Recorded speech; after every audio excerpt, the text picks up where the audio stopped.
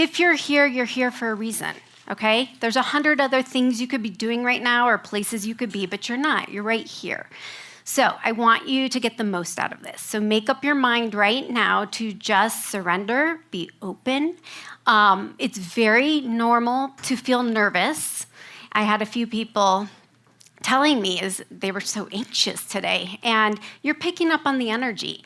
And I feel it all day, every day, okay?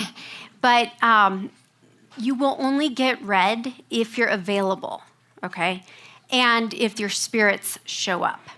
So unlike a psychic reading where a psychic will look at you and just read your past, present, and future based on your energy, mediumship is much more involved because you're doing psychic, yes, it's all psychic, but you are relying on the outside energies, the spirits, the guides, the angels to provide you that information, okay? So if they're not there or they're not strong communicators, I have nothing to offer you. And so that comes back to emotional need. Basically, whoever has the greatest emotional need, both in this world and in the spirit world. And I know everybody has needs, right? And we've all gone through loss and grief, but some of our needs are greater than others, and some of us are ready for it right now, and some of us aren't. Some of us are here to witness the experience and to indirectly benefit, meaning you're going to hear universal messages. You're going to hear other people's readings and feel like that was meant for you. And if you get an emotional response, like you get the chills, you get all emotional and teared up, see that as your loved ones in spirit nudging you and saying, hey, pay attention, that's for you. So it takes so much energy to do this from both my standpoint, but the spirits, they have to lower their vibration, lower their energy, and project it into my mind and body and talk to me. It's like playing charades, okay? So there's limited energy on both ends. So spirits have to be efficient. And so they band together. So it's very common where I'll be in a group over here and all your dead people know each other, even though most of you are strangers, okay? And I might have 5 moms coming through who all died of breast cancer. And it's pretty amazing how they orchestrate this to help each other to get the messages through. So you might get a shout out from, I might say a name or a couple things, and then I move on to someone else. It's not that they don't want to sit here all day and talk to you, I promise. They do. But they're limited again in their energy, and some spirits are pushier and more rude than others. You will see they cut each other off because they're excited. It's like, think about it. Think if you were in another country and you hadn't talked to your loved ones in months and you got a phone call, right? And you had this opportunity. You're so excited. Well, they're going to push each other out of the way to try and get on the phone and get something through. So it's pretty fascinating how this works. And, okay, so who am I? What are we doing? I basically just explained. We're doing mediumship. And my intention always in doing this work is to provide you with useful information that will be healing, that will bring you closure, that will give you the answers you've been looking for, that will be, most importantly, validating, okay? So that takes me to my why. I think one of my biggest inspirations in doing this work has been to show people how real it is. And the reason for that, I've been doing it for 20 years now.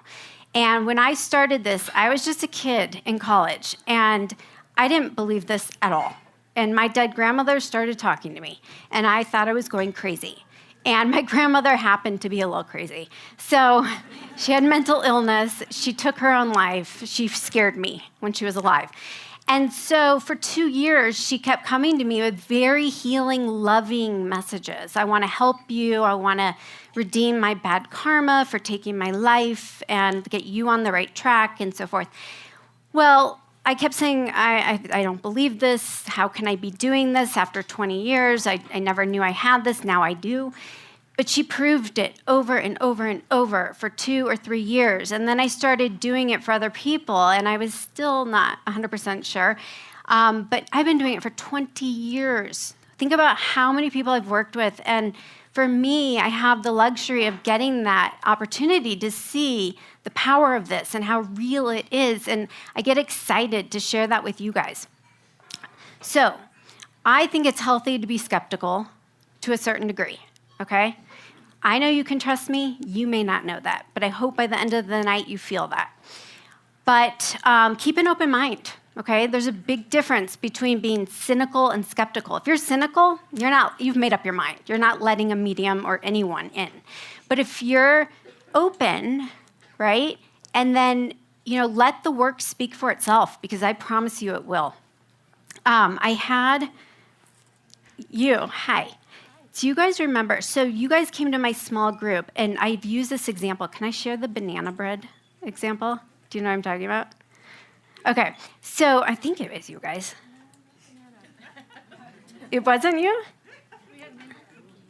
Did I talk to you about banana bread, and you said I was going to go home and make it? Yes, that was her with her daughter. Yes, I knew it was you. Okay, so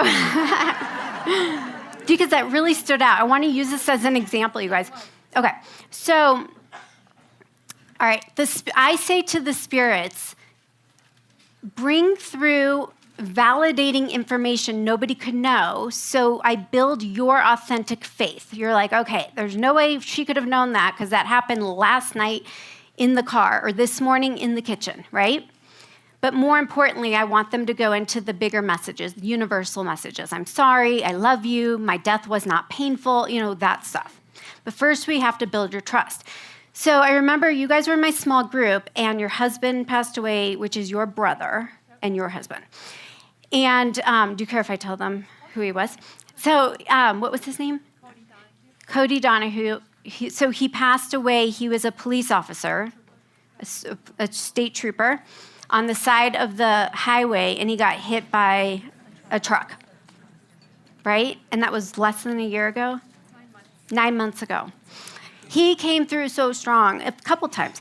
And anyways, he said something, and it really stood out, and I use this as an example because this is what people need to hear to believe.